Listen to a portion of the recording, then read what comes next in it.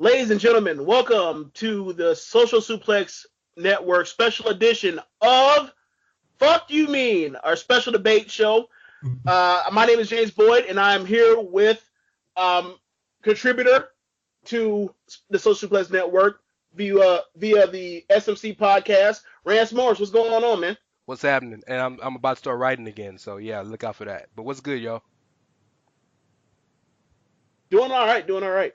And with us we have member of the diaspora, member of the Wrestling Square Circle wrestling group that we all are a part of.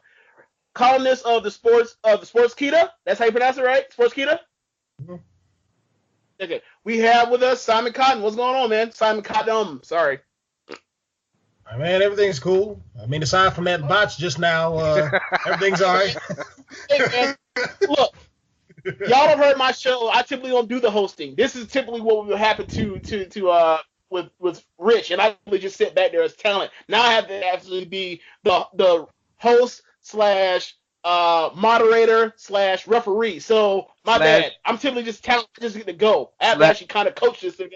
Slash commentator, because you know you were gonna hear your opinions too. You interject a little bit. This ain't just about us. Come on. Absolutely. Okay, I guess I'll dip my toe on all that. So you got another slash to the credit. So yeah, I guess that's another check, right? So, guys, I'm so glad to have you here today. We tried to do this last night, but we ended up just talking about wrestling for 3 hours like a bunch of geeks. So yep, pretty much. Yeah. So this time we're gonna do it for real this time. So I want to know, where do you guys want to start?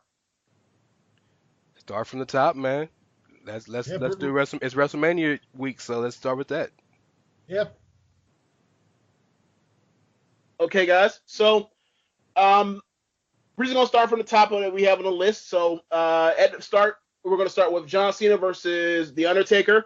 I want to know, guys, what are your thoughts about this particular feud in the build, and what you expect? Oh man.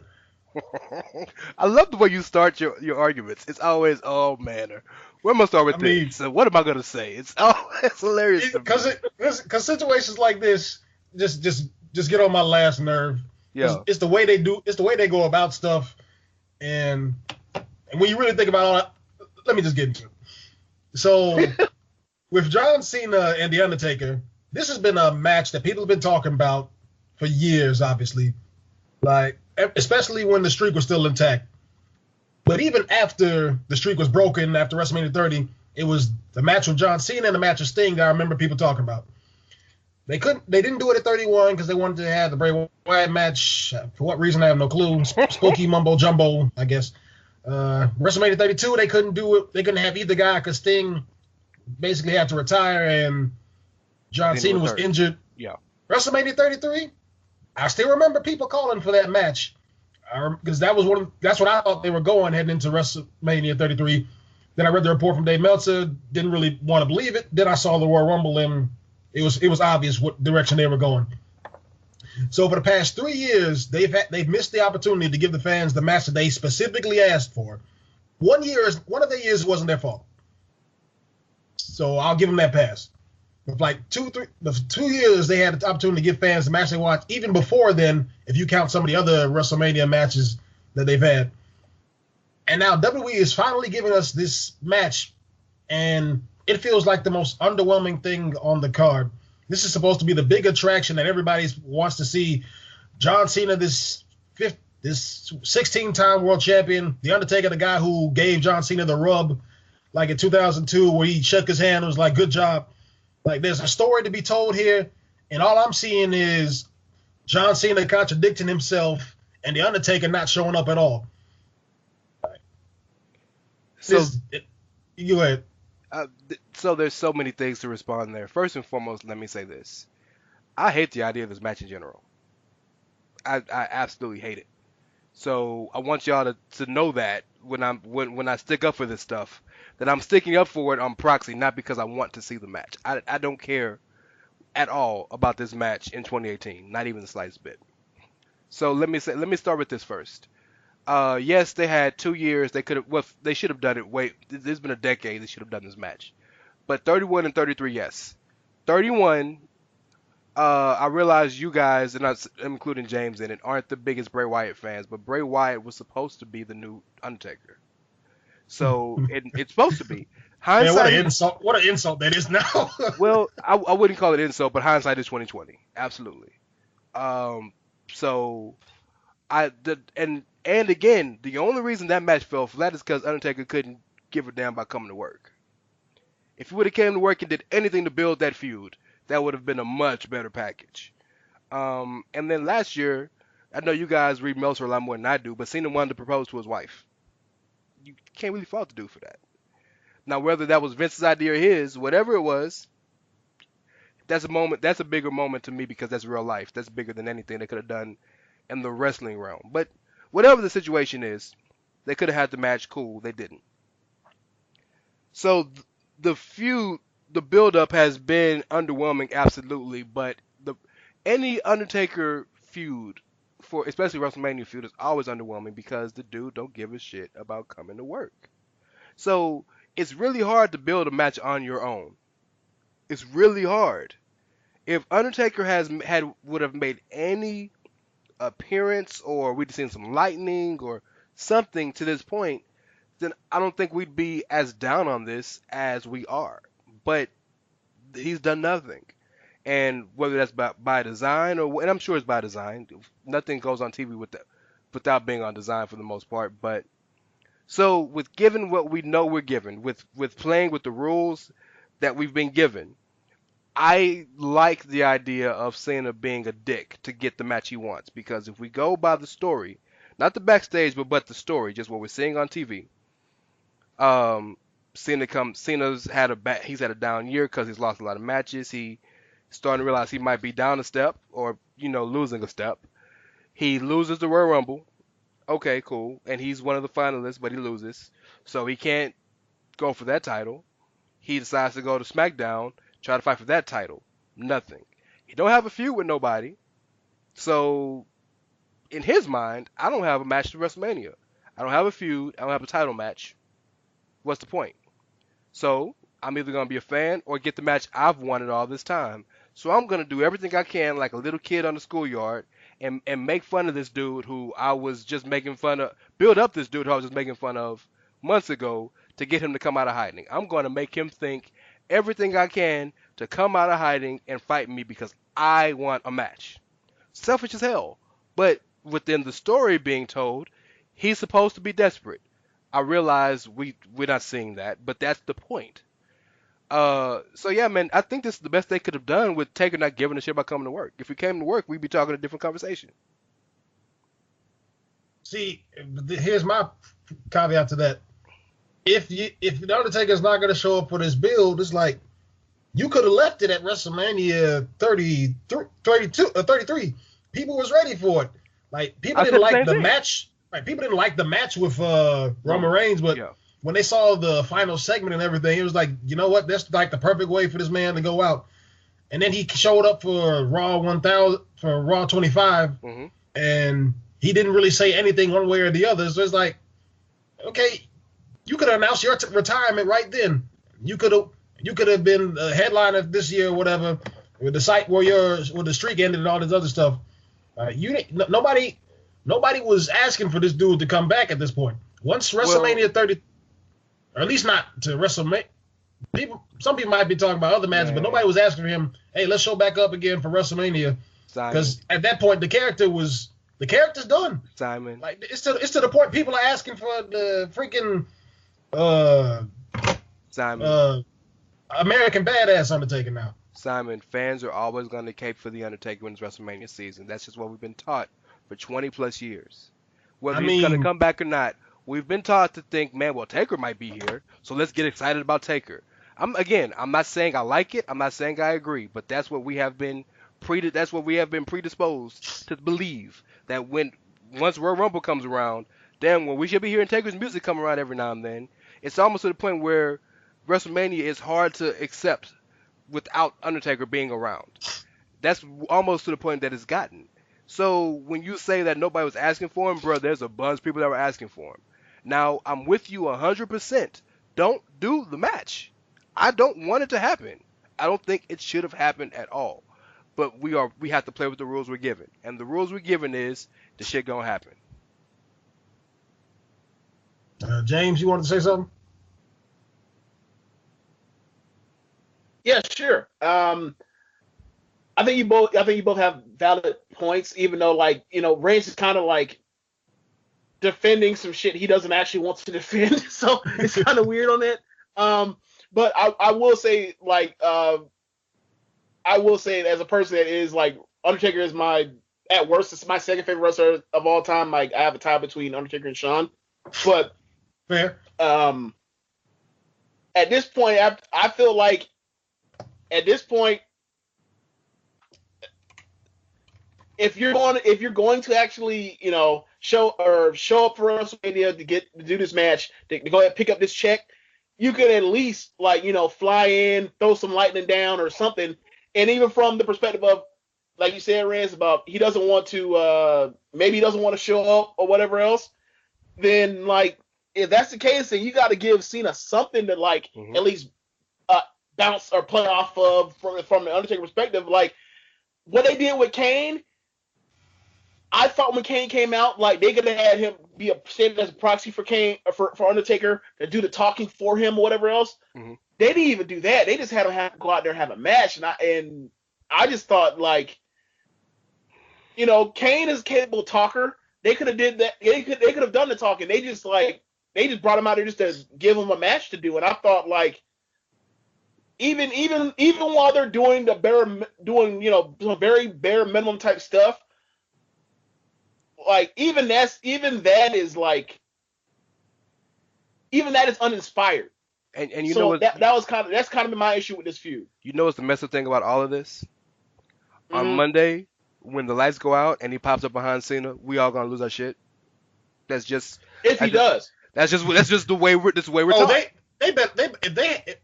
they better not have this man show. If we've been building to this just for some lightning to crack down. He needs to be at Raw. He has to be at Raw. There's no way that they can have the match and he's not at Raw. If they wanted to do the lightning mumbo jumbo thunder, the black screen, I accept. Rest in peace, blah blah blah. Way too late, bro. They could have did that last week, the week before that, the week before that. Yep. There's been time for that. Yep. If you're telling me that this man does not show up next week, yep. I am going to scream. And then in the realm of the WWE, like the worst that you can call somebody is a coward.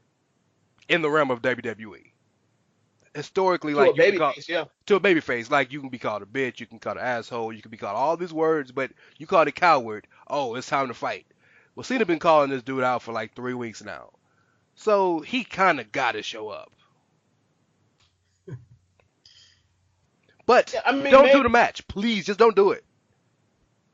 Too late, bro. Yeah, it's all down. It's too far going on that one. Yep. So what are y'all thoughts on the potential that there will be, like just quick, because I know y'all I probably have an idea what both of y'all gonna feel about. What are your thoughts on the potential of Undertaker coming out as the American Badass? Simon, go ahead. Yeah, that. I'm so glad I told you to go first. I'm so glad. As somebody who, like, because most of y'all know, I caught like the tail end of the Attitude Era, so it's really the Ruthless Aggression Era that's like the part that I got expertise in. And as somebody who experienced some of that, I'm not sure I'm ready for the Mystique to die again, for this dude to come out here with the American flag in tow, waving that around, all this others. I don't know. I'd rather not. Okay. That's I'm leaving it at that. May I? Go right ahead. Big Evil Undertaker is my favorite Undertaker. And it's my favorite Undertaker because that undead zombie bullshit is not believable to me. The fact that he was not able to sell for so long, the fact that he was not able to, like, he couldn't even sell pain for like 5 years, like stuff like that. When he was Big Evil, he was able to emote so much more and actually be a person for once. So that's my favorite version of Undertaker. I ain't saying he needs to come out to the Kid Rock song and American Flag, but it would make more sense to me in my mind if he comes back now after the send off he got last year as Big Evil because he retired the Undertaker. The dead man was retired last year. That's what that would mean to me. That I retired that scenario. I got one last ride. You see what I did there? One last ride in me on the bike like that. That I would appreciate that. Plus, that's a callback, like Simon said at the very beginning of this, to the beginning because the Taker that co-signed John Cena after his first match was Biker Undertaker. So that's even another callback. So that's the only way that you can make me excited about this match at this point. That's it. That's the only thing that would make me personally excited. And I'll accept it if he comes out to the Limp Bizkit theme. No, not even that. The WWE one that you got to pay. That's fine. It ain't got to be Kid Rock. You know, he ain't got to come out here with the flag and stuff. And no, he ain't got to do all that. Just give me the bike and be Biker Undertaker for one night. Be Mark Calloway. Have you wrestle your last match as Mark Calloway. I'm good with that. Okay. Yeah. So I'm just gonna move on. But before I move on, I will say this.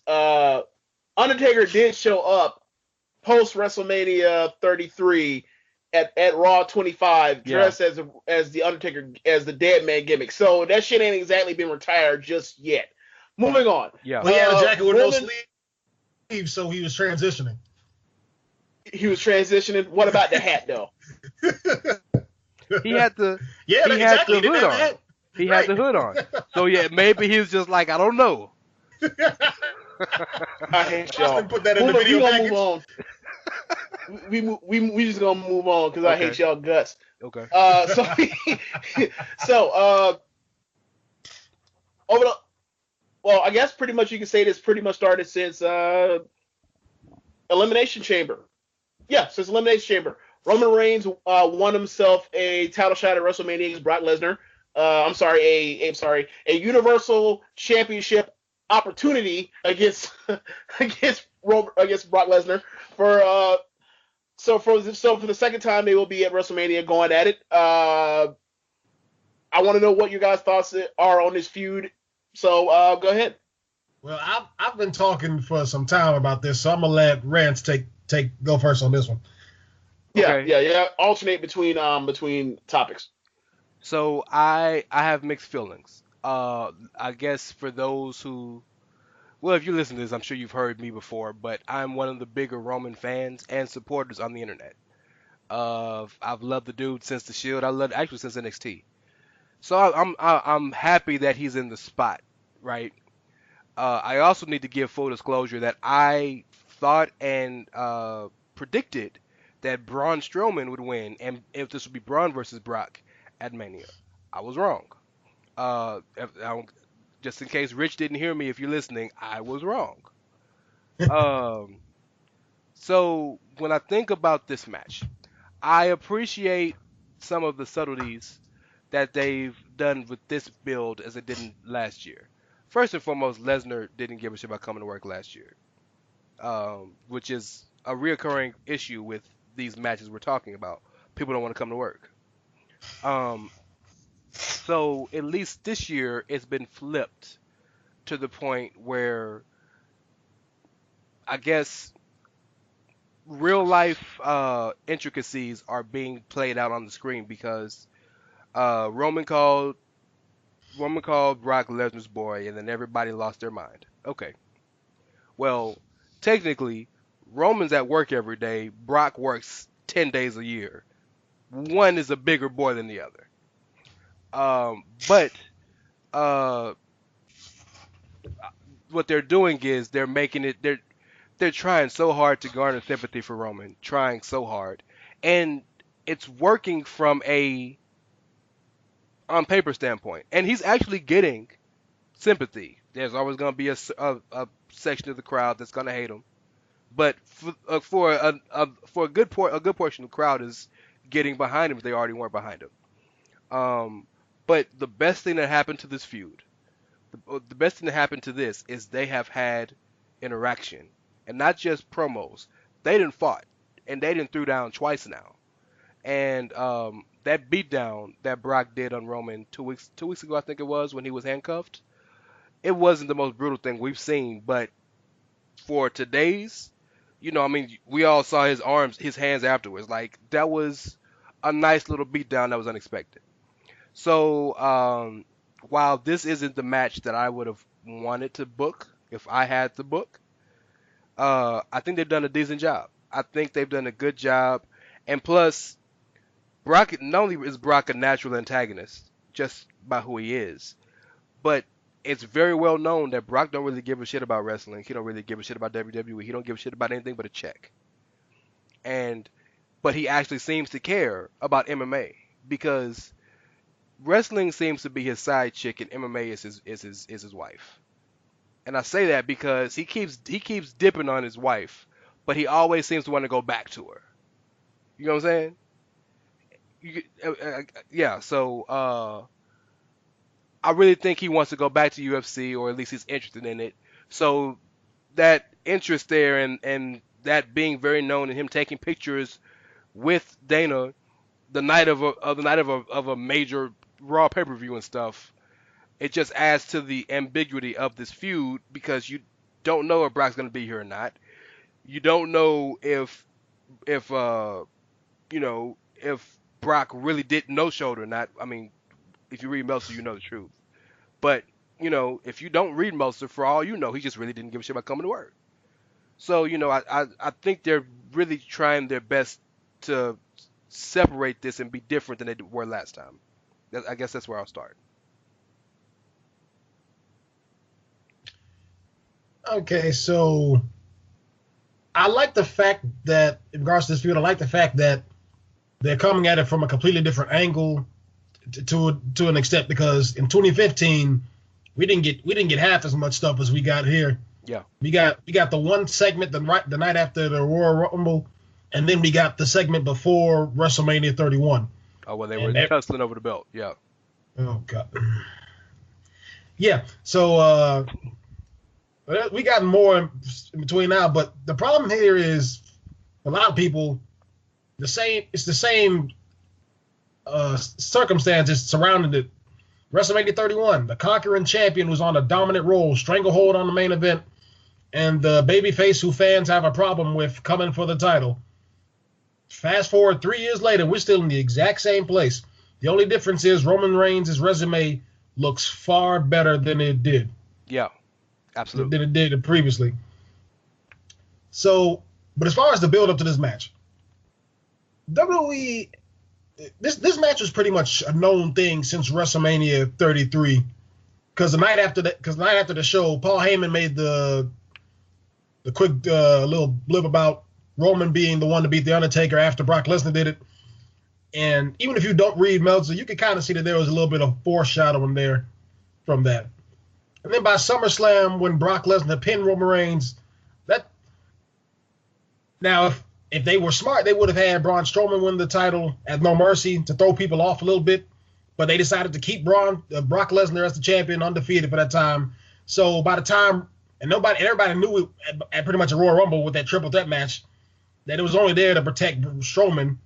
Mm-hmm. So people and knew.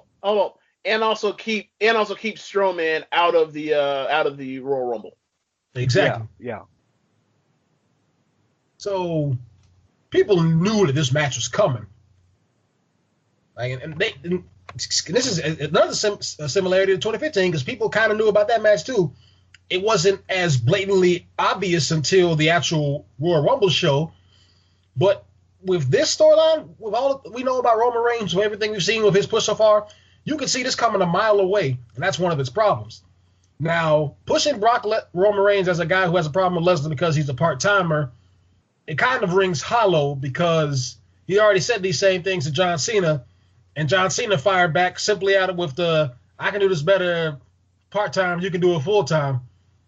And Roman had no response to that.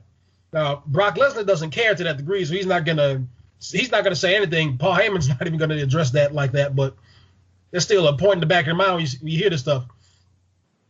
And I was with this idea of the Roman having a problem with the part-timer thing until he took it too far and said he stepped right out of reality talking about Brock Lesnar is Vince's boy.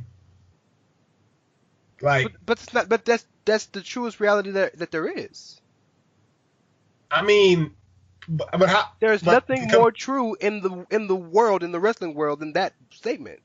compared to Roman though, like his Brock is a resume. bigger boy. Brock is a bigger boy than Roman. Yes, look at the facts. I mean, but I think. Hold on, guys. I think that you're both right in this situation, but ultimately, like, if you follow WWE over the last like 4 years, whatever else, no one's gonna give a shit if Roman is telling the truth or not, because they all know that he's also one of those boys. So like, that's another right. That's another reason why it rings hollow, because it's like, hey, he's one of Vince's boys. Like, you whistleblowing, but you in the same room talking about the same stuff, enjoying the same benefits. But wait a minute. Hold on. I want you to finish, but hold on. So, do either of you have any brothers or sisters? Yes. Yeah. You have a brother. So I'm sure one of y'all is the parent's favorite.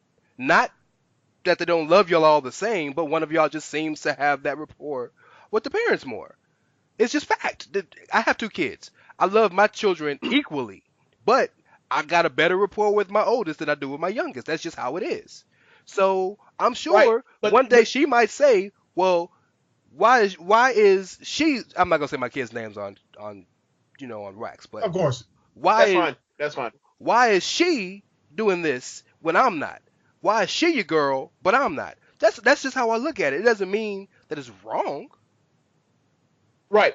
Here's the thing. From the perspective of the child that feels wronged, Mm-hmm. that's to them. But to people that are from the outside looking in, they still see you as you're still one of them. You're still one of those kids. Like, for example, have you ever heard of the old Bill Withers line? It don't really matter if you tell them. It doesn't really matter what you're saying when no one's not trying to listen. You know what I'm saying? Like, there ain't nobody trying to hear that from Roman, because Roman is still in that same boat. Maybe he's not in as nice of a boat, but he's still in the boat. I hear Right. you. I hear you. But what's maddening to me is I don't inconsistency don't work with my mind. I just can't handle inconsistency. And Well, the inconsistency is your baby face saying this when everybody knows what the situation is.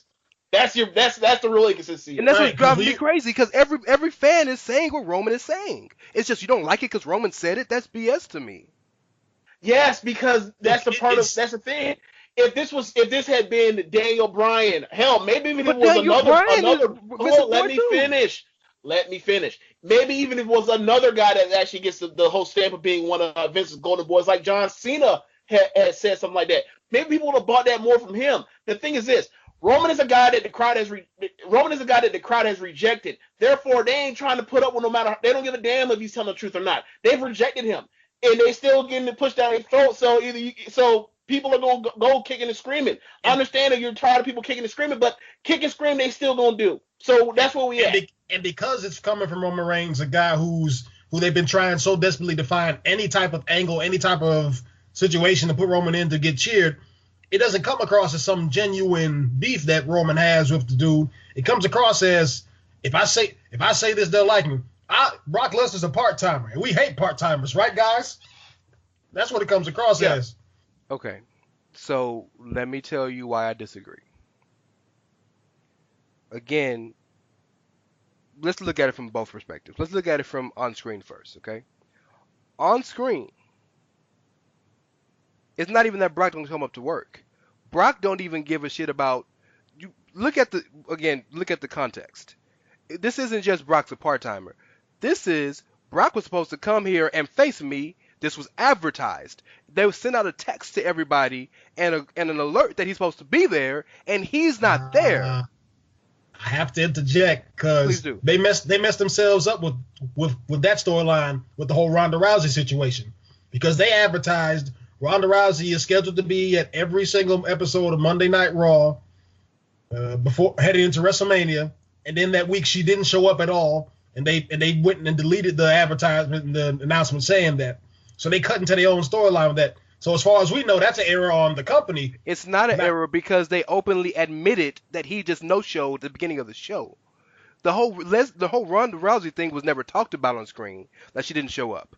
The whole story was In fact, if you remember correctly, Kurt Angle opened the show and said Roman is not. He said that Brock Lesnar will not be here, which is what caused Roman to come out. So it was acknowledged that Brock just literally just didn't care about coming to work, which is what caused him to say, "Well, I'm here every week." And then if you remember, we just talked about it. 2015, where they had the first feud, he never came to work then too. So Roman is thinking, "Well, damn, look, every time this dude got to fight me, he don't want to come face me. What's up with that?" That don't make no sense. No, that makes perfect sense. But the part that you're not understanding is like you'd still do that, but the crowd has rejected him, so that's just people aren't gonna get behind him the way that storyline will work for, say, any other person that the crowd was mildly behind as well to have him rejected. I ain't tripping. That's what you run with. I'm not saying that. Look, I'm not saying. Hold me finish. I'm not saying that. Regardless of whatever they do, seeing that the crowd rejected, that means you just go out there and do nothing because the crowd's gonna reject them regardless of whatever else. However, like at this point, the stuff that they're doing is trying to do this work shoot shit to try to make him seem cool and edgy or whatever else. But like the crowd ain't gonna reject it because they know this a ploy. Well, there's a difference between rejecting something and acknowledging truth in it. And in when Simon started in Simon's argument, that's what took him away from this when it's absolutely true. Why does it take you out of it? Because it reads like bad PR from Everything the company. reads like bad PR, Simon. This is all fake. But y'all pick and choose. Every time Roman does something, y'all pick and choose to attack him when everybody else on the roster does the same shit. Now, hold on. You talk. Now, I'm not say y'all. I'm talking Reigns over the past few years. Y'all talking over each other. Whenever I say y'all, let me. I want you to finish. Whenever I say y'all, I don't mean specific people. I mean fans. So let me caveat that because I say y'all a lot. I don't mean to attack anybody personally, especially not you two, because we talk often enough for me to know what y'all think about things. I'm talking about fandom in general. So, yeah. Go ahead. Even with it being fake, it's like it's hard to explain. It's just something you feel like. Some things sound and resonate with you more than other things do. For example, when CM Punk did the pipe bomb promo, the original one in 2011, we knew that a lot of us were smart enough to know. Yeah, they had to approve that. They would have cut the mic and escorted him out the building and all this other stuff, cut the commercial if it was actually for real. But what the stuff he said, and Punk also wouldn't have said like, I'm gonna, and come this Sunday or whatever Sunday, I'm gonna come win a WWE title. Nah, bro, you ain't even gonna get into that building after saying some shit like that. If this is real. Right. He would have been fired on the spot and taken out backstage and all this stuff. But when the things he said and the delivery, and when you think about the way John Cena was positioned and all that other stuff, it resonated more because even if it wasn't 100% true, there was enough truth to it to a degree to get people to invest in it. And it was coming from a person who had not been in a position where he had been this top star, like the marquee guy for so many years. But he was a multi-time world champion, sure. But yeah, okay. Well, it's the key. You can say, that's a fact. He was a 3-time world champ at that point? World champ. This is like 2010. Y'all know how I feel about the world championship in 2010 and on. He won it 3 times. But there's a clear difference at that time between WWE championship and world championship. But that's another topic for another day. So with Roman Reigns, he's saying the right things.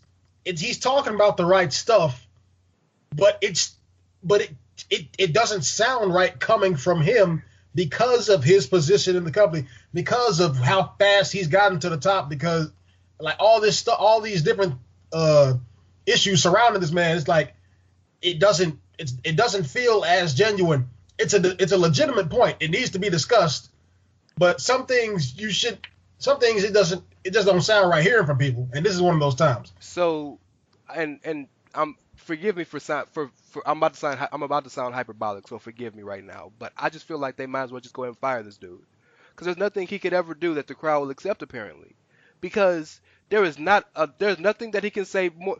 Let me flip it for you, and I don't want to flip to another subject because I want to talk about this. But Daniel Bryan just came back from all he came back from and did whatever. He gets beat down, He gets apron powerbombed and comes back to work. The people have missed weeks of work for this, and he comes back to work like nothing's ever wrong. The next week, Sami Zayn missed months because of that. Seth Rollins missed weeks. Other people missed weeks because of these apron power bombs. He just comes to work the next day like it ain't shit. Nobody cares because we like him. That drives me crazy. It don't. I don't like the picking and choosing of what we accept. I can't handle that. So for example, when you talk about that, right? So there's another perfect example with Daniel Bryan where after WrestleMania 30, where he gets in a match where he gets put on a stretcher, he comes back in there and wins the title, or whatever, and then shows up the next day without limping or selling anything. And you know the reason why he did that, and Batista talked about this. You know the reason why he showed up the next day without selling anything? Why? Because Vince told him not to sell anything. That's fine. That's fine. So I got a problem with that too. So my point. Hold on, let me finish. My point on that is, you're talking about the injury thing. Yes, he should still be off TV. However, they have decided when and where stuff should be sold and when it's not going to be sold based off the schedule. Like if Bryan had been cleared to actually go through conduct, whatever, it may have happened 2 weeks before then, and then he could have been off TV for 2 weeks to sell it or whatever else. Right. But they were up against the time crunch. That's their doing because they have doctors that they could have listened to that had done this shit however long ago to get that man cleared or whatever. It could have happened a month ago or whatever else. But you're missing what I'm saying. What I'm saying is, it ain't nothing to do with the crowd. You're saying is they do stuff with Daniel Bryan that doesn't work. Here's the thing. But that's not what I'm saying either. That's not what I'm saying. What I'm saying is the crowd doesn't care. They're willing to accept it. I'm getting to that. Okay. I just want to make sure you knew that was the point. I'm getting it. Just like what we talked about yesterday when we talked about, for example, during the I guess the Lost tapes, right?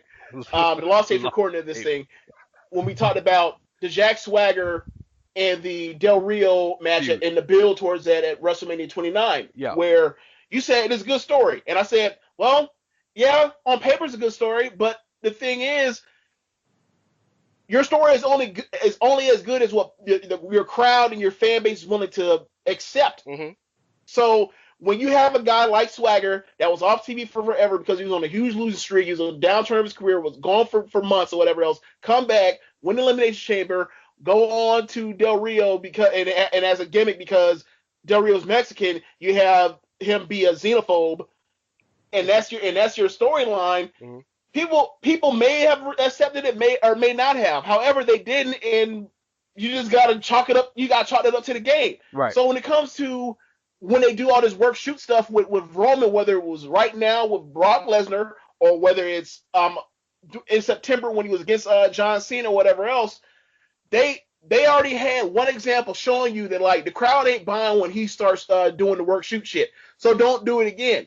And they went at it and they've done it again. And granted, it's light years better than what they did at WrestleMania 31 between Brock and Roman. However, if the crowd ain't willing to accept it from that dude, you got to figure out something else. Like if you keep it just strictly with the best Roman feuds have all been when it's strictly been just about the wrestling. When it's been strictly just the wrestling. When it was AJ and him, it was great. When it was AJ and Bryan, it was great. When it was Seth or whatever else, when it was just about the title or whatever else, he may have got rejected, but the storyline was still there and it was still strong, and it doesn't make him look funny in the light or look like a hypocrite or whatever. So just stick to the wrestling. You don't have to go into the work shoot shit with him. He's already made us a star. He doesn't have to do that. Simon, I want you to finish, but let me say this real quick to that. My only retort is everything he's saying may come off work shoot, but it's literally, even if it's work shoot in real life or backstage, because we know too damn much anyway, everything he's saying is rooted in storyline. Literally. Because, like I said, the storyline was Brock is in Vegas. He's not in Vegas for Elimination Chamber. He's in Vegas to hang out with Dana White. Brock is advertised to come to Raw, and throughout all TV on USA, he's cut. He's not at Raw. He's supposed to come to Raw. First thing of the show is Brock's not here. Last year, 2015, when in their build, Brock's never coming to work.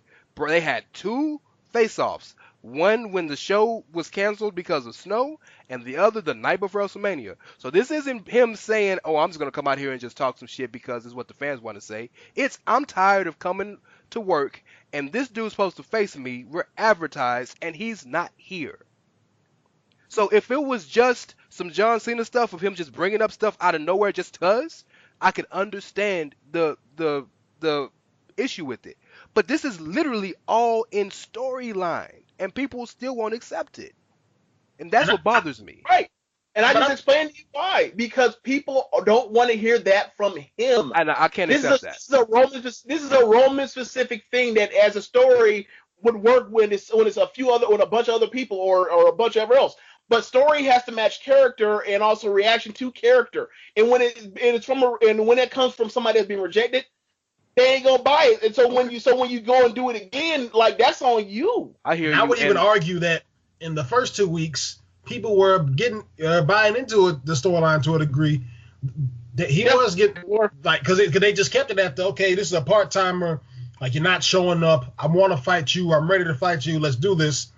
And then they all, like they always do, they went one too many, and they said, well, he's Vince's boy. And it's like that statement in itself it really just exposes the storyline to a degree. Because it's like you're over here arguing about this guy, like, yeah, I don't like the privileges that he's getting, or that he doesn't have to face any repercussions and blah blah blah.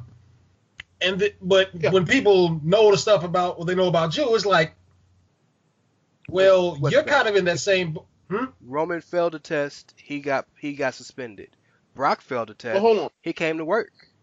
Like, right. But look, they couldn't bring that up because that would have been terrible for them to bring that up. Be like, he got suspended, and then I got popped PEDs. Yeah. I got suspended. He got suspended. And I'm not saying they shouldn't bring it up, but yeah. That would have been dumb for them to bring it up. But what I will say to you, Simon, is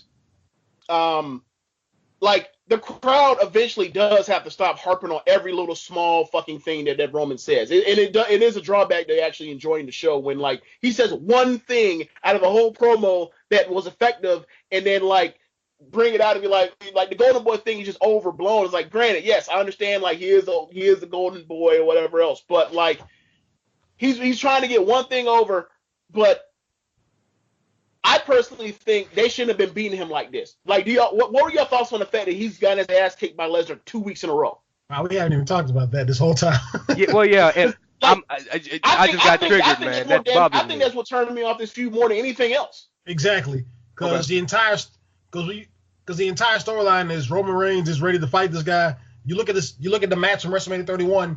Man survived 4 F5s from Brock Lesnar. Was it 4? He was clearly, yep. Brock didn't go for the pin after the 4th because that's when Rollins came out. Right. It was 4. It's like, so he was clearly there for a fight. He's ready.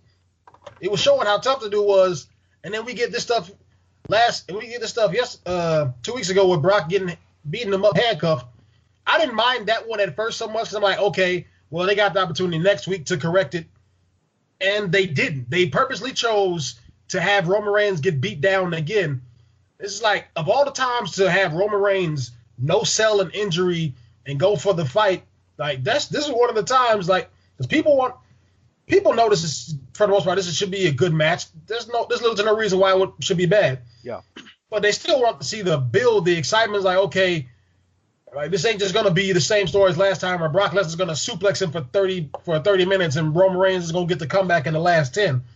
Like, this needs to be different. It needs to feel different. And as I've been saying for the past couple of weeks, this storyline feels the exact same as it was back at WrestleMania 31. The only difference is we get a little bit more physical interactions, and there's more words exchanged. I don't see how it could feel the same when literally they had 2 interactions.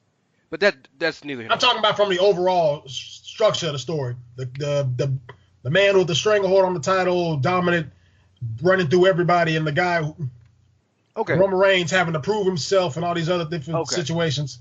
I got you. So like the storyline from like a global perspective, like just a far out overview. Yeah, I'm with you on that. I get you on that. You're right there. Okay, I agree with you. So let me say this. The segment with when he got arrested and Brock came out, if you can, him hitting the U.S. Marshal is pretty tough to in ignore. Texas. Yeah, it's pretty tough to ignore, but this is wrestling, whatever. Well, I will say this real quick, Rance. The next week, or just this past week, they did explain that those guys weren't actually U.S. Marshals. Right. Those were guys that they paid off to dress as U.S. Marshals. So, like, Right. for me, that kind of say that makes it better. But I just don't like the fact that they're whooping. I don't like the fact that, like, Roman right now is this dude that's saying that this dude's an entitled prick or whatever else, and then while he's saying that, is getting his ass whooped back to back weeks. Like, I'm not necessarily with Rich on this, where Rich said, like, every single time, like, those two are on TV, every time he shows up, Roman should be whooping his ass. But, like, That'd be too much. Roman, given what Roman has, or sorry, what Lesnar has done in all his feuds this past year, right? Or 15 months for or since Goldberg, right? Mm-hmm. He puts Goldberg over and gets squashed. He gets embarrassed by Goldberg left and right. At the Royal Rumble on TV, and then he beats Goldberg. He keeps getting put in the jump zone by Joe left and right, choked out, all that. Even Heyman had to feel it, right? And then you go to Strowman, where Strowman is killing that dude in the Survivor Series match, gets killed in the lead up, getting the shit no sold or whatever else, and just getting killed. And then it's time for Roman, the guy's actually going to beat this dude, and he's just whooping the hell out of him. Well, so let me explain that. Like I was saying, that segment was the best segment of the entire build for me, because that segment actually brought the first true hint of story of a story build into it, because we know Brock has no-showed, because the story is Brock doesn't respect Roman, right? Brock's no-showed, couldn't give a shit about coming. Then they involve Vince in it, which is supposed to make you think, well, is Vince backing Brock to over Roman? Like you said, it wasn't real cops, right? Who put them there? Was it Vince or was it Heyman? The thought would be Vince, right? But you think about that, Roman is brash. Roman is talking all this shit, all this shit, not to his face, but in the ring. He gets arrested, and then Brock, who's not supposed to be there, was apparently there the whole time, and beats this dude down. That's a great story. What the problem was, the next week it happened again. So I'm with you on that part. That's the problem. I'm not necessarily. No, I won't necessarily say that it's okay. So one ass whooping is fine. Two ass whoopings okay, but as long as they were going and they kept turn to where, like, they kept going, he left and came back both nights, right?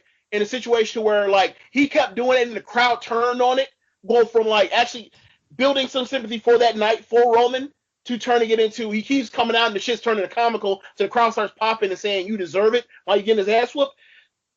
How is there not an audible line to say, like, look, you're here to do this until this dude gets heat. Oh, it got heat off the rip. All right, no more needs for more beatdowns. They kept doing it both nights to where all of a sudden the crowd turned on it. And the whole part of it is to get sympathy on Roman. You killed your sympathy. You already had it.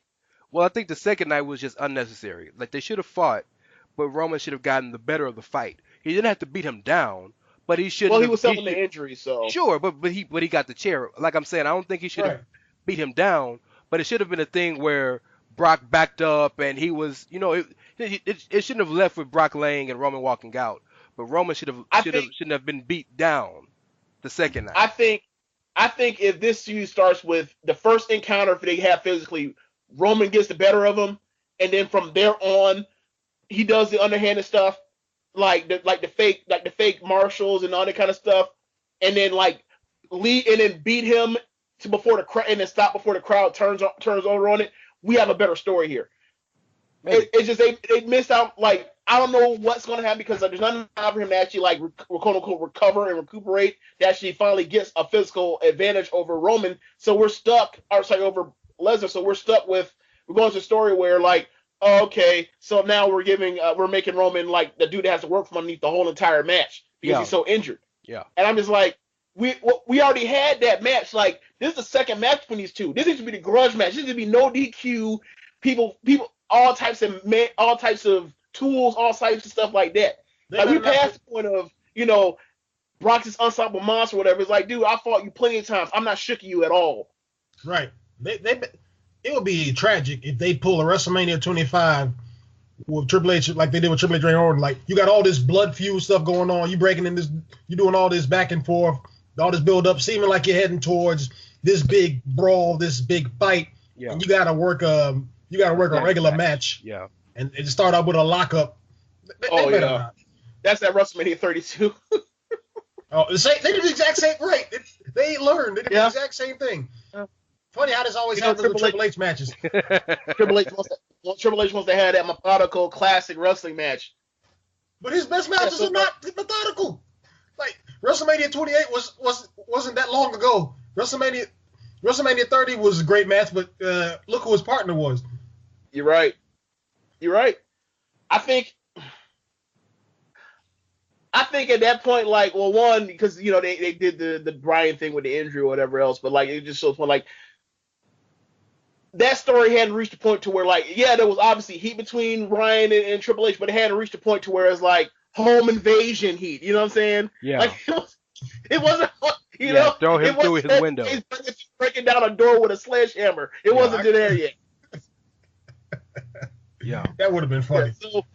So just I guess we pretty much said what we had to say about that topic. So I guess we move on to the mixed tag match between Lesnar. I'm sorry, not Lesnar. Got Lesnar on the brain, but Rousey and Kurt Angle versus Stephanie and Hunter. I personally, just full disclosure, I personally think like this is one of the better feuds they built for WrestleMania this year. So, but if y'all disagree on it, because I know Simon, you got plenty to say about Rousey, so I'll let you have it. Yep. So let's get started. So with Ronda Rousey, because most of you don't know, I follow MMA on and off, and I caught wind of her rise in UFC and what she did for the women and all that stuff.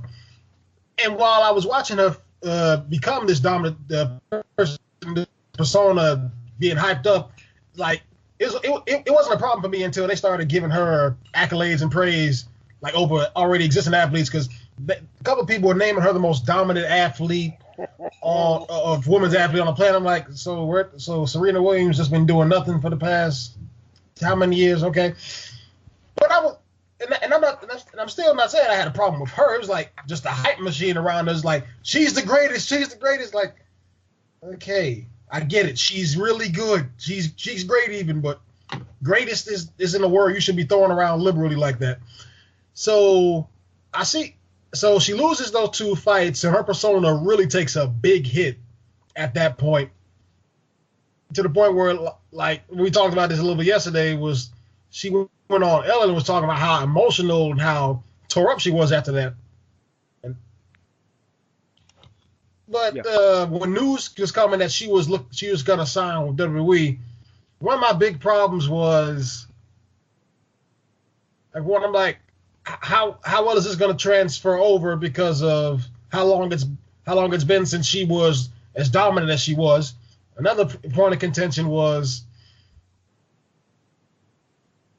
like, how much of a spotlight is she going to get over everybody else, which you kind of saw at the end of the Royal Rumble, where she kind of stole the Oscars momentum and everything else, and the stuff surrounding that segment by coming out and just pointing at the sign, kind of stole the thunder, because, like, yeah, you won a historic match, but look who's here. And when they announced the signing at Fastlane, even though I'm not particularly fond of these segments on pay-per-views, like, I knew that was going to be the launching point for the feud, whatever tag match they're trying to get to. And I didn't have much of a problem with that segment. It was only the Stephanie McMahon getting the hit slap on her and running away, because that's happened so many times in the past. It looked like, okay, so we have to wait until WrestleMania to see her to get anything, right? And then the next week she came out the segment was better, like just because she wasn't doing the things I had a problem with. Because I forgot to mention this earlier. My main issue with her was she was doing way too much smiling for me. Because the persona I'm expecting when I'm hearing Ronda Rousey coming to WWE, I'm thinking she got to channel that MMA persona she had. Well, she's mean mugging everybody, and which she's not. And she's not just, oh, happy, I'm so happy, blah, blah, blah, the greatest time of my life. It's like, I understand all this stuff, but you can say that on paper. You can say that in backstage interviews and stuff. But when you coming out to the ring and you in front of all these people, these potential competitors, it shouldn't be as happy-go-lucky as she was. And my last point of contention with her was what was it? Yeah, when she finally got her hands on Stephanie McMahon, The Samoan drop. Yeah, like the first, like, all right, you're gonna do something, right? What's it gonna be? Right? And then she does a Samoan drop. I was just so jarring, and like it's like MMA fighter. This woman can put you in a hold and break you in two. It's like, and then a Samoan drop. Yeah. So in the lost tapes, as James put it last night, we had a real long talk about this. And my only issue with what Simon is saying is I don't think he's being fair to a person who's just doing this for the first time. So I realize, and I'm very open about this, that I realize I'm a very different and unique wrestling fan. I consume the business differently. I watch for things differently. I enjoy different things about the business that most people of my ilk, internet style fans, do, and I acknowledge that. I'm very understanding of that. So I, when I think of things, I put context to them. I look at the entire context. So when we talk about Ronda Rousey, we have to talk about who she is as a person. Ronda Rousey as a person was a person who her mom would wake her up in the middle of the night and put her in a hold, and so she could always be ready. Ronda Rousey is a person whose mom would make her, if she sprained her ankle, she'd make her run miles on a sprained ankle so she'd always be ready. So Ronda Rousey is a person who was trained to always, she's a good person, but she was trained to always expect the worst, if you will, right? That's just how she was born and trained. So we have a person who was told by Dana White, you'll never fight in the UFC. There'll never be women in the UFC. And then 2 years later, not only is she the first woman signed and basically building a whole division, but she's the biggest draw in the company, right? Then you also have a woman who, based on how quickly she was wrestling, how quickly she was winning fights, and that world famous mug she got, was becoming hated because MMA fans, while they enjoy quick fights, they want get their money's worth in a pay-per-view or whatnot. So then we get to the point where the pressure comes, and she if you know Ronda, you know that her training staff, she looks at like family, and she kind of has that mantra of, I'm with the family, fuck everybody else type deal. And she goes and she fights Holly Holm, and not only does she get destroyed, she gets embarrassed. So bad that she doesn't even go to the post-fight interview. So bad to where she's admitted that she was contemplating killing herself. This is a woman who was taught that failure not only is failure not an option, but always expect the worst, but you can't fail, basically.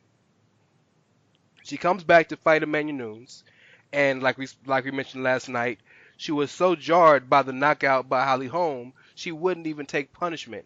She wouldn't even take a hit in training. Right? Hey, Rance. Yeah, Rance. It sounded like her family that was out here training her failed her on that situation. No, and she's admitted that now. They failed her horribly. She said the biggest mistake she made in MMA was not adjusting her training staff and the people who trained her. That, yeah, absolutely. And she realizes that now. But now, through all of this, we all have a hobby, right? We all have that one thing that we go to when things are bad. Just like us, for her, that was wrestling. The reason her, Shayna Baszler, Jessamine Duke, and Marina Shafir are best friends is because when they were training together, they all bonded over their love for wrestling. So here she is. She's taken the two worst losses she could ever take to the point where she's contemplated even why she should be on this earth. Then she gets a call and the opportunity to do the one thing that, while MMA was something that she grew to enjoy, she never loved it. She was a judoka. She was a judo person. She never planned on fighting. She just Yeah. needed something to do to make money with the judo. But she loves wrestling, right? She gets the opportunity to do this. She comes out and expecting to get booed, which she's gotten booed everywhere in her career, from judo to the Olympics to MMA, and she is raucously cheered. And then the next time she comes out on Raw, when she actually, oh, I'm sorry, what was it? Fastlane. Not Fastlane, Elimination Chamber. And she's expecting again to get booed. And she is raucously cheered. So, looking at who she is, these moments where she is completely taken aback and she is choked up and she's awkward, I think they're genuine because you have to understand the person. And then this isn't a person. We kind of compared her to Bailey last night. Not compared her, but we mentioned both in the same breath Hold because on. Bailey You is ain't a gonna bad throw me under talker. hold on. You ain't gonna throw me under the bus for that one. What I I'm not said, putting her what under I the was bus. saying was, Yeah. no, well, just for the sake of it, like what I was saying was, um, it doesn't matter. It doesn't really matter how good or bad someone is as a promo if they're over and the crowd accepts them for how they deliver the promo. Right. That's the gist of what I was saying. But the only reason I bring up Bailey is because Bailey is not a good talker. But Right. Bailey was adored, so of course she would be overwhelmed by the crowd. But she's had wrestling training and did years of promo classes with Dusty Rhodes to be able to be prepared for the things she's going to get from a crowd. Ronda's never had that in the wrestling realm. So all I asked Simon was to give her time to get past that. She's not a good talker. She's never been a good talker. Go back and look at any of her interviews in MMA. She's never been a good talker. I'm sure she's this had. last week. Yeah, you beat me to it. Look at what she done on ESPN. She's had some decent interviews, but by and large, she's a very awkward talker because she's a very private person. Don't want to talk about stuff. Um, so yeah, there's that. But so that's all I asked Simon. And when it come and in terms of the Samoan drop in the same realm, like I feel like she deserves a chance to learn the business. Like I told him last night, if we're talking about her doing these things 6 months from now, then we have a legitimate argument. But this is like her first 3 or 4 appearances in wrestling in general. Also, another thing I wanted to bring up. Yes, we know the armbar is coming. We know that that's going to happen at WrestleMania. I don't want to see her put a hold on before WrestleMania because that's the money move. And they played it perfectly when she fought Absolution this week, and she threw him and flipped him all that, and then she went to put the armbar on Mandy, I believe it was, and Kurt stopped her. That's the money. Has she put that on Steph before? What's the payoff for all of this? There's no payoff. The payoff is the crowd getting to see Steph get put in the armbar and scream to high hell. So yeah. Yep. James, you got Yeah. anything else on that? Yeah, I mean, I agree with you about the arm bar, but the thing that's kind of funny is talking about the payoff, for example, was like this company, like you look at how it's changed over the last 20 years. Like this company gives every single year, it seems like progressively gives less and less of a fuck about payoffs. So I thought that was interesting that you mentioned that, like they're saving the payoff for WrestleMania. That would be smart. That's what I would do. I think that's what most people would do. Unless Triple H pulls his fuck you win out of his hat, because he gets one every couple of years. Oh yeah, I think I said this off air, but I'll say it on air. If Rousey and Triple H, or not Triple H, if Rousey and Angle don't win this match, I'm gonna be done with wrestling for a while. Like Simon, you will then be co-hosting One Nation Radio. So or Jeremy will be doing double duty between that and then keeping it strong style. Because this I just can't. Like I'm so like look, this won't be the first time that I went on hiatus because Triple H won a match he had no fucking business winning at a WrestleMania before. So it's happened before. It can't happen again. It's funny about that with you in WrestleMania 2000 because it's like, man, if you had only stuck around for like 3 more years, I'd have been even more pissed. Right. Yeah. Look, I knew bullshit when I saw it. And I still watch this shit now. I'm so much smarter than I was when I was so much smarter than I am now when I was younger. I should listen to the old me. Okay, so I guess at this point, now that we all talked about the big matches, brother, we can talk about your guys' thoughts for what could be the best matches on this potential card coming next year, and also the worst matches. So, Rance, if you can go into your crystal ball and prognosticate, what 2 matches do you think will be the cream of the crop and the bottom of the barrel after WrestleMania from WrestleMania 34? Are we talking about it from an in-ring perspective, or are we talking about the whole package? Just I would say all the stuff from the night of the show. And if you don't mind, can I run down the card real quick? Yes, please. All right, so straight from Wikipedia, the Brock Lesnar versus Roman Reigns for the Universal Championship, AJ Styles versus Shinsuke Nakamura for the WWE Championship, The Miz versus Seth Rollins versus Finn Balor for the Intercontinental Championship, Randy Orton versus Bobby Roode versus Jinder Mahal versus Rusev in the Fatal 4-Way for the United States Championship, Alexa Bliss versus Nia Jax for the Raw Women's title, Charlotte Flair versus Asuka for the SmackDown Women's title, The Bar versus Braun Strowman, and the may or may not be partner for the Raw Tag Team Championships. And vacant. Yeah. And vacant. The Usos versus the New Day versus the Wyatt family, because I refuse to call them the Blood and Brothers. Guys would have in a serious matter. Guys, I can't even say it right now. Call them the Harper family. Right, the Harper family. For the SmackDown Tag Team Championships. Cedric Alexander versus Mustafa Ali for the Cruiserweight Championship. Angle and Rousey versus Triple H. Angle and Rousey versus The Authority in a mixed tag team match. The WrestleMania Women's Battle Royale. The Andre the Giant Memorial Battle Royale.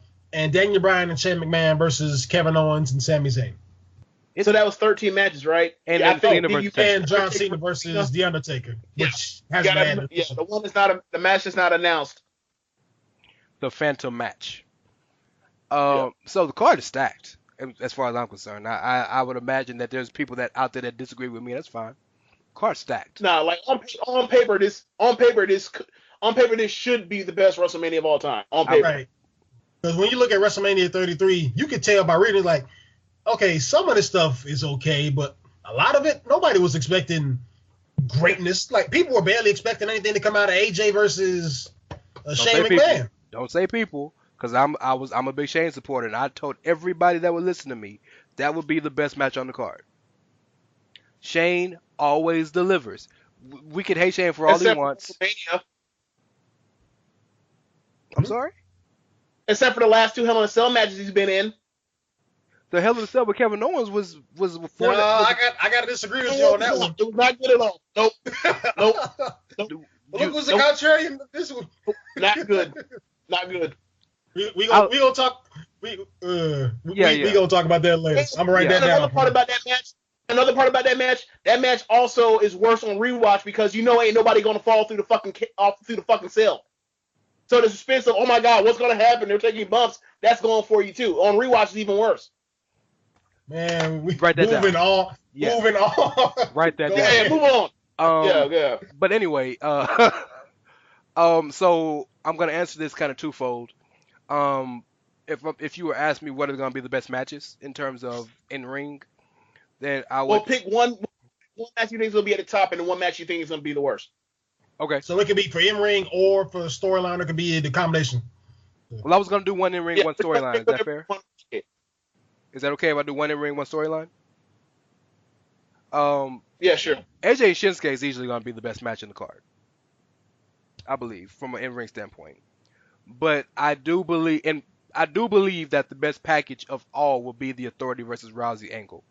I think that'll be the best package because they know where their money is, and this is the match that a lot of casuals or a lot of MMA fans or a lot of non diehards are interested in seeing.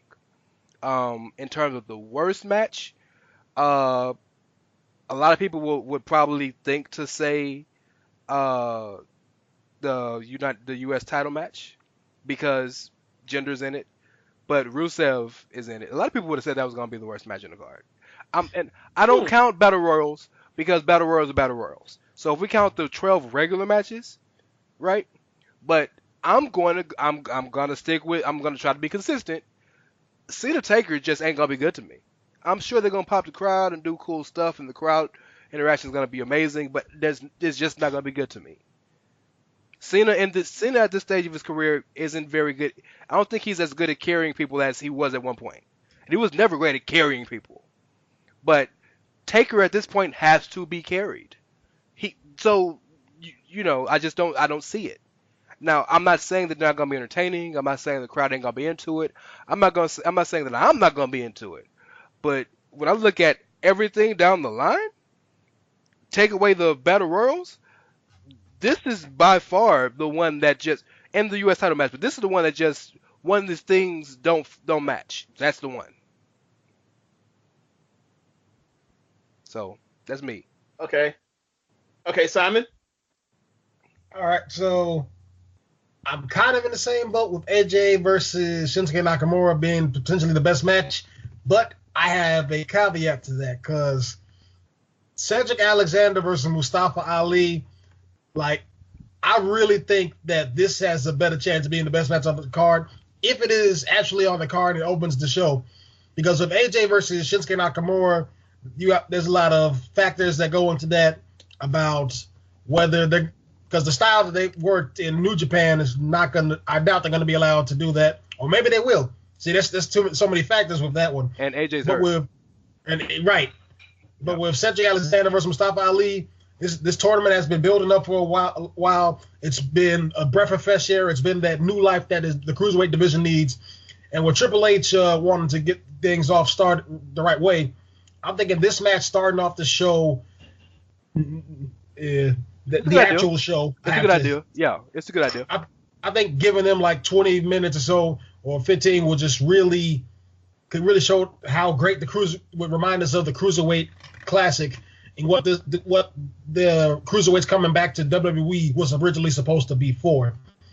So not only from an in-ring story, not only from the overall storyline, but from an in-ring point, I think this has a better chance of being the best match on the show. Okay. Now, if it's put on the pre-show, then yeah, AJ Shinsuke Nakamura, unfortunately. Well, not unfortunately, but unfortunately.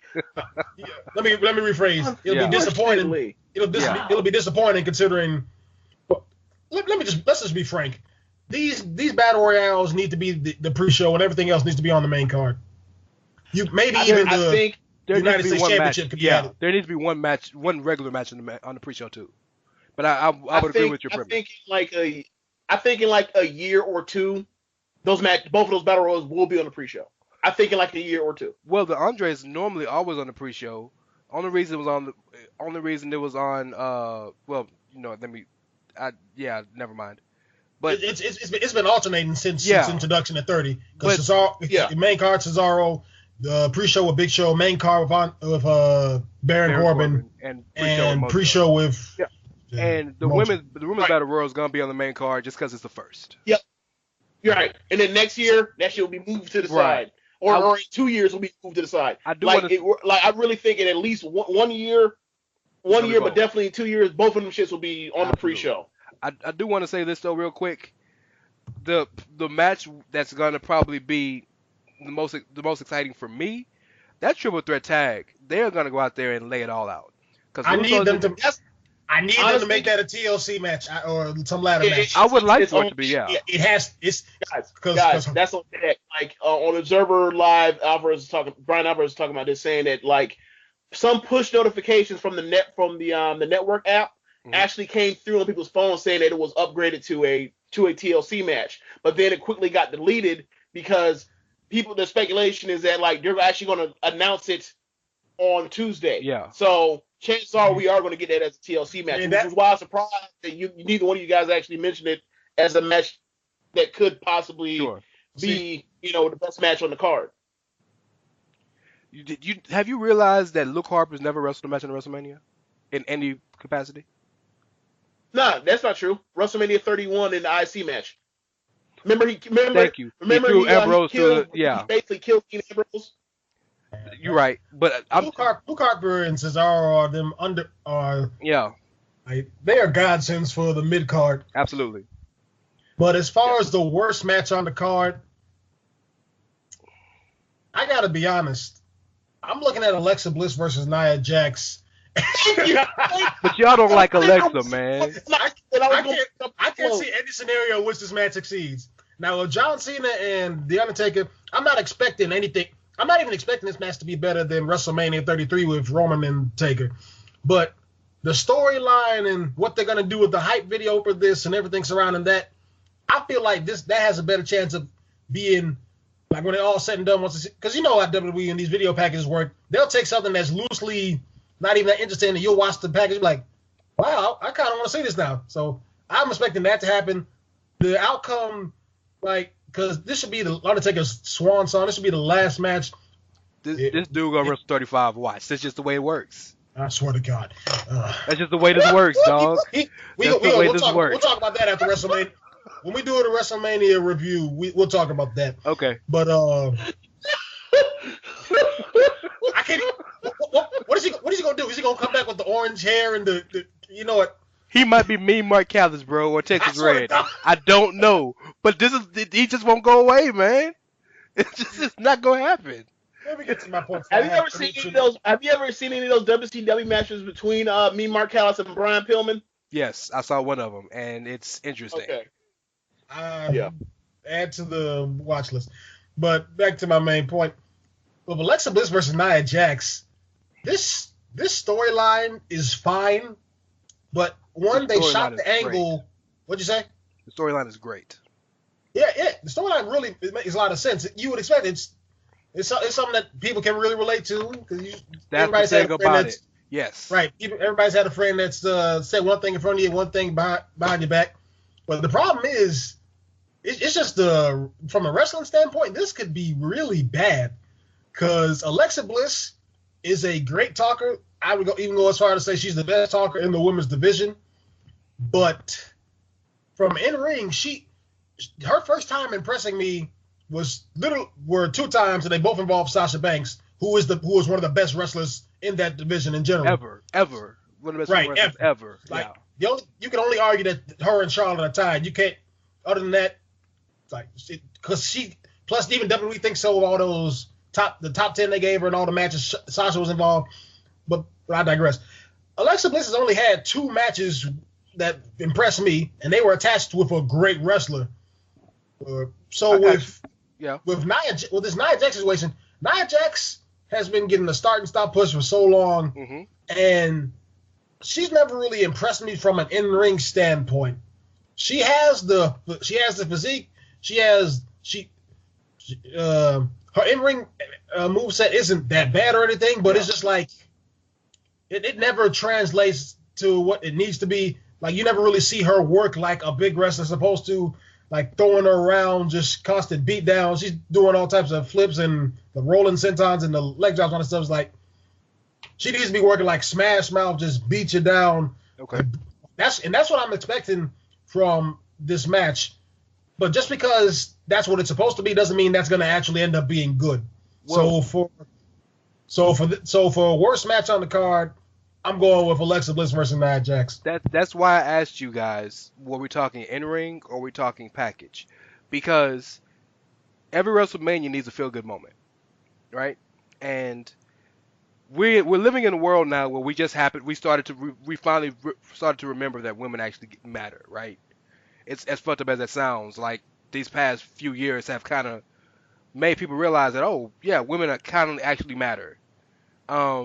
So we've gotten past the Divas Revolution, and we've gotten past Women's Revolution, and we've gotten past Women's Evolution, to now where we have 4 women's matches on the card and 2 singles women's title matches, right? That's a big step. But the biggest step was the women getting real storylines. Forget just them getting put in situations. That's cool. Now they need to have real storylines. So we have the realest storyline on the card of a woman who is insecure about who she is, and what she's going through, because you are who you are. Like, I'm a big dude. Like, it is what it is. You are who you are.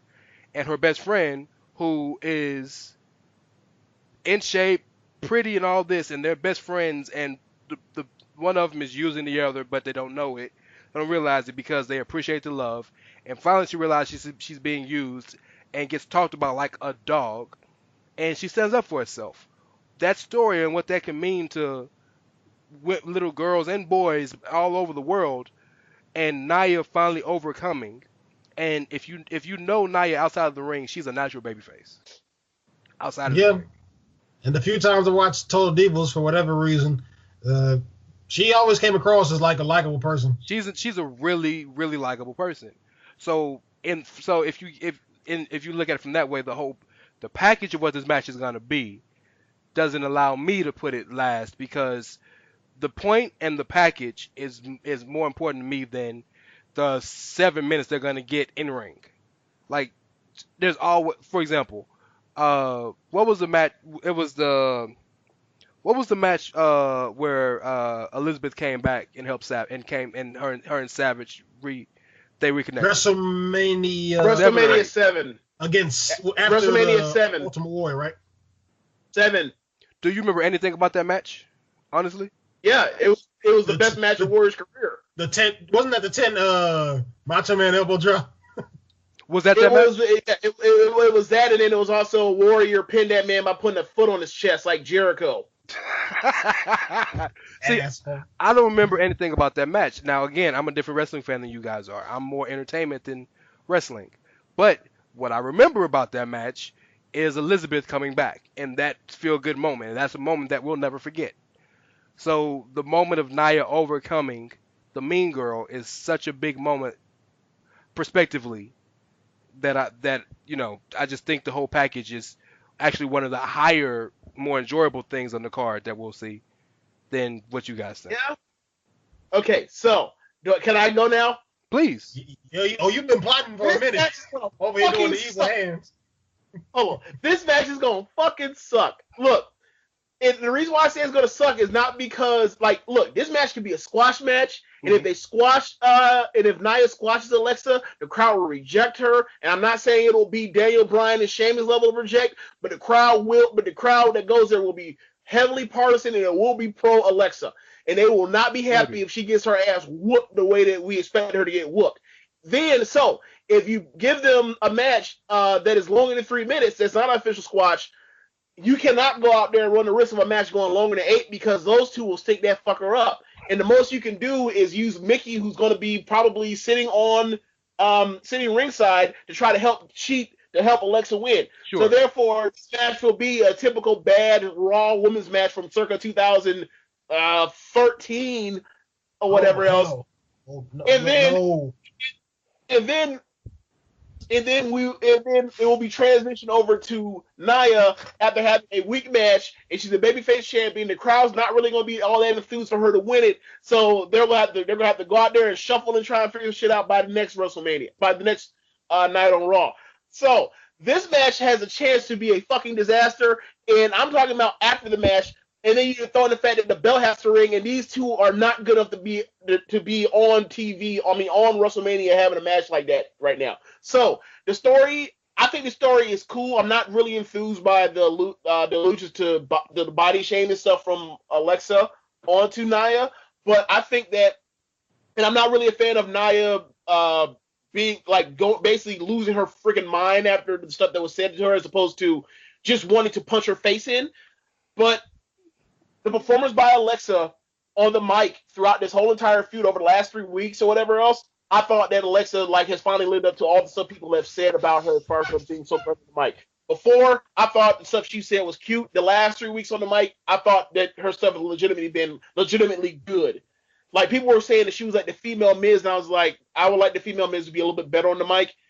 Now we're at the point where, like, she's actually not only just a really calm deliverer of words, but also can cut good promos and do good mic work as far as getting over your storyline and also your character, as opposed to she goes out there and just says snide shit. I mean, that's fine. I mean, that's fine and all, but I need her to get out of 2-star territory. Yeah. But it ain't gonna happen at WrestleMania. It's gonna have to happen. These two are not good enough. Like, think about it. A year ago, not like a year ago, probably eight months ago or so, or right before SummerSlam in that area, Nia had this bad habit of like almost killing the other women. So, yeah, like you remember the moonsault where she almost killed Charlotte because she couldn't catch her, and basically Charlotte had to eat it. And then also the whole situation with Bayley where she pops her arm out the side by throwing her to the ground when a way she shouldn't have. Like, she's better than that. Like, she's good up to where now you can say, oh yeah, I don't expect her to kill nobody in the ring yet, or in the ring right now. So that's where we at. A person that ain't gonna kill you and a person that's not good in the ring. So this match gonna go out here and suck. I can't wait. I can't wait. I can hear Brian Alvarez right now. I genuinely think y'all are gonna be shocked. I really do. I mean, I'd love to be. But, what was your pick for? Huh?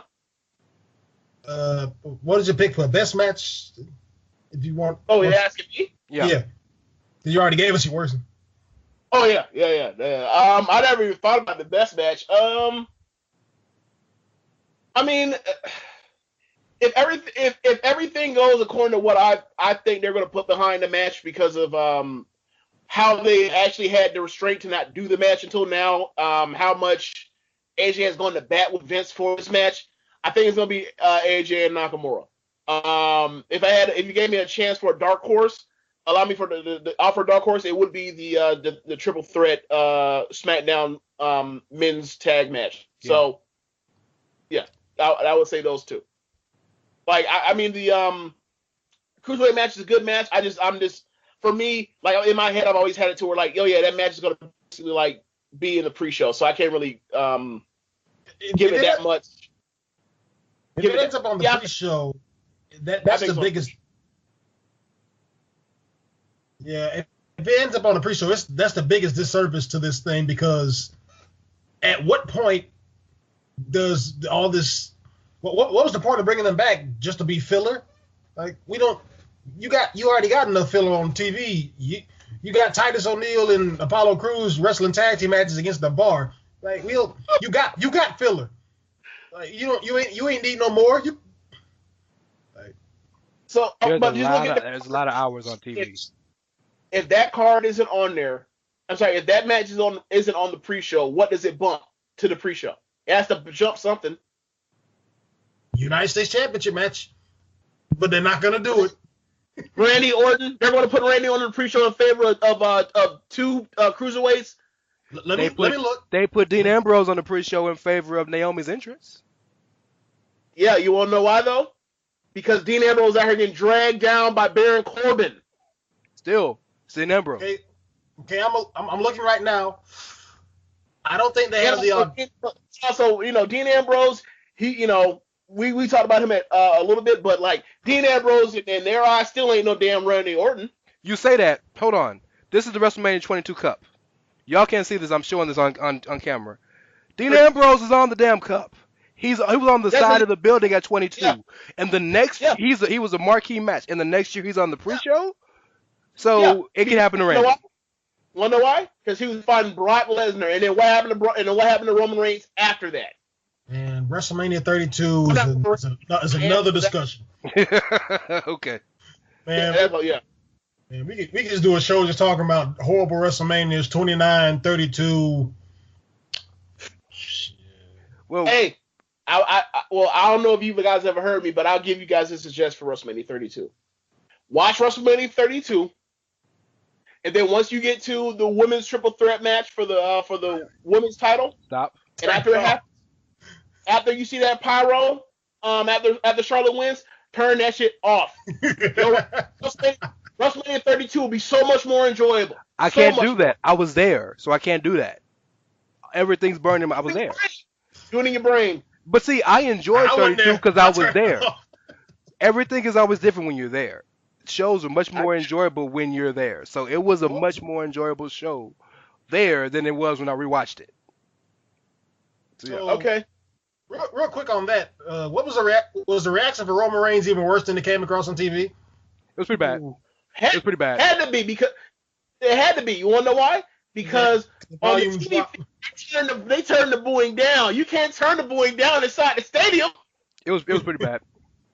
It was pretty bad. Man. Yeah, it was pretty bad. Okay, so guys, I think it's about time to wrap it up here. I think we got our points across. There really ain't too much else to talk about here. So I think it's important to wrap.